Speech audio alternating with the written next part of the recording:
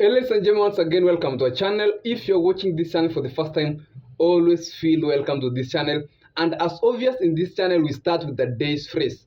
And today's phrase is a funny phrase that says that when two men coincidentally meet in a rich man's house, they become enemies. When two poor men coincidentally meet in a rich man's house, they become enemies. You can think about it, that phrase, ladies and gentlemen. And without further ado, ladies and gentlemen, let's get to our today's stories and analysis.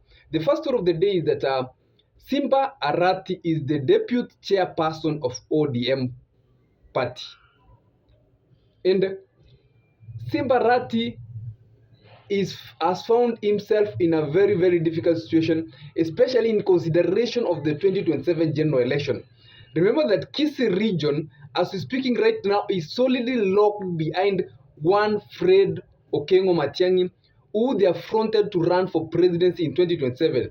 Actually, in Kisii County and Nyamira County, all leaders, be it from either party, any party, almost the entire leadership of Kisii region is supporting Fred Okengo Matiangi for presidency come 2027.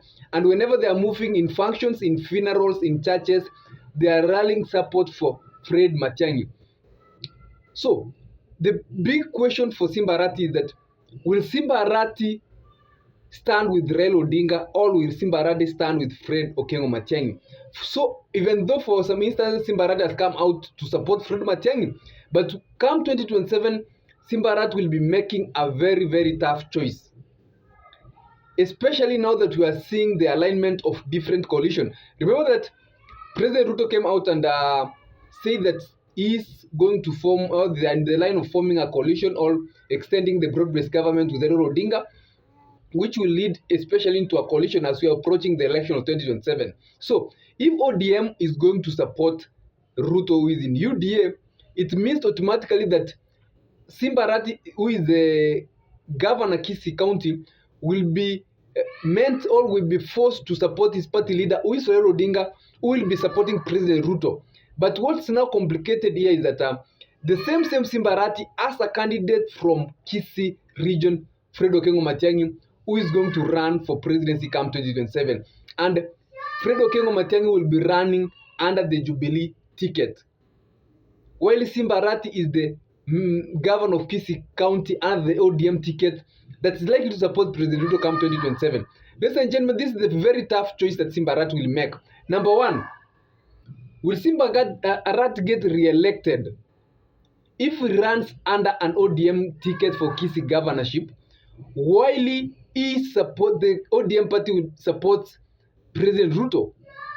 Because in any case, Simba Arati will decide to run for governor Kisii County in 2027 under the ODM umbrella, then it means that if Jubilee is the one that will be fronting Fred Matiangi, if not UPA is the party that is associated with Fred Matiangi from Kisii region, that's a Kisii party. If not UPA, Simba Arati will be forced, Jubilee party will be forced to have a governor candidate in Kisii and Nyamira County, because that's where the presidential candidate will be coming from. So the people of Kisii region will be forced to go to the drawing board and decide whether they are going to support Simba Arati, who is the ODM candidate, who has been their former governor. That's if Simba Arati maintains ODM party, or they are going to support the Jubilee candidate that is aligned with Fred Matiangi. A very difficult choice.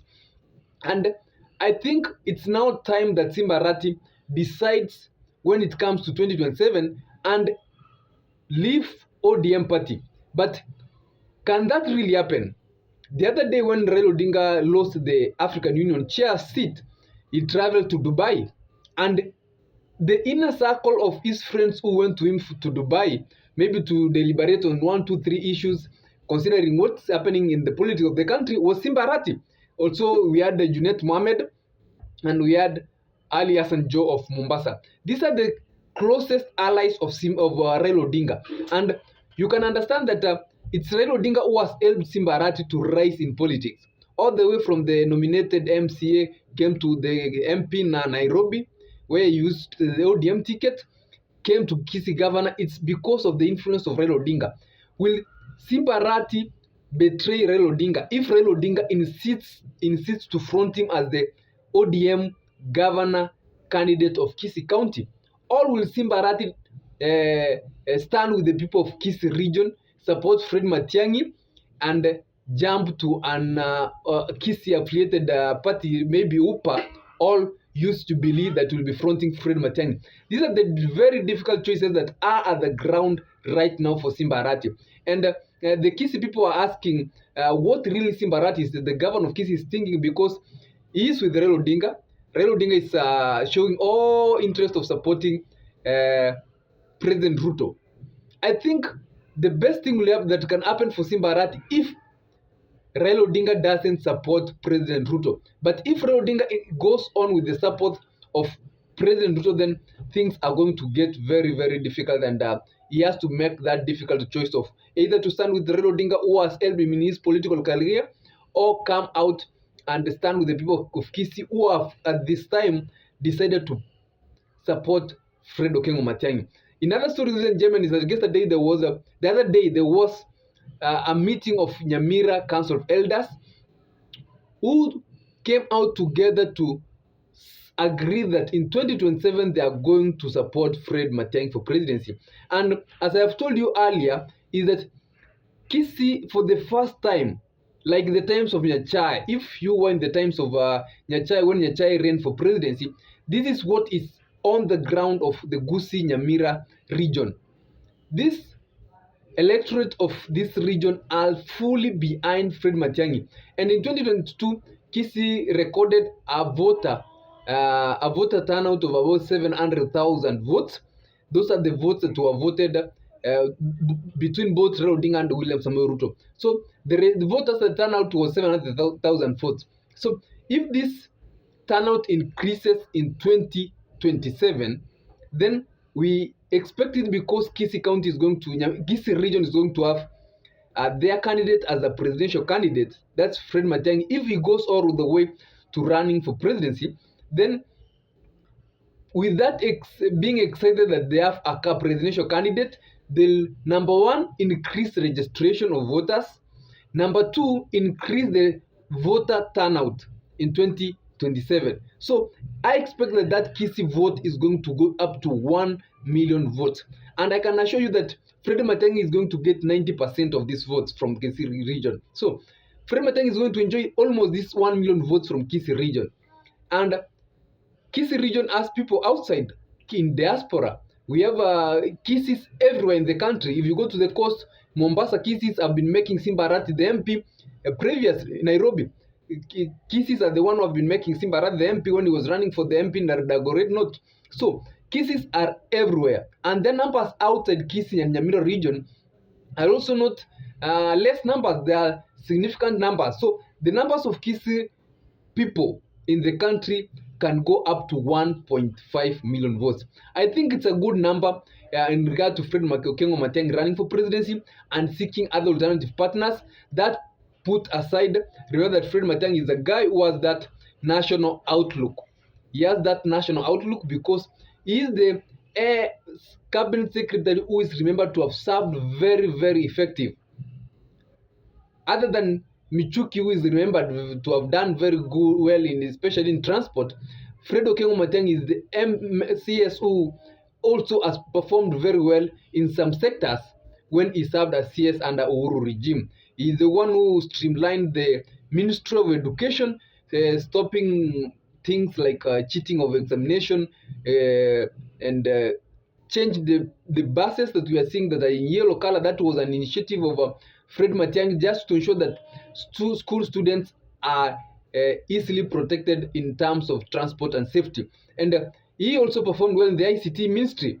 The thing of changing from analog to digital was his initiative. He changed the analog to